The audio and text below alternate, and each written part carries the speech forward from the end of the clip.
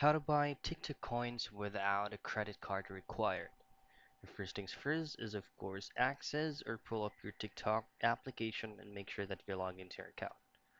And here at the top right portion of your screen, you should be able to see three lines. Tap on that and then go directly to balance.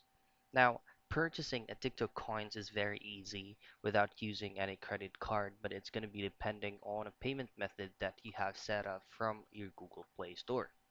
And here, for you to purchase a coin, so as you can see, there is an option there that says first recharge package or get gifts and bonus coins. So if you tap on get, you're going to find all those specific offers that you can purchase or choose on getting or purchasing a coin.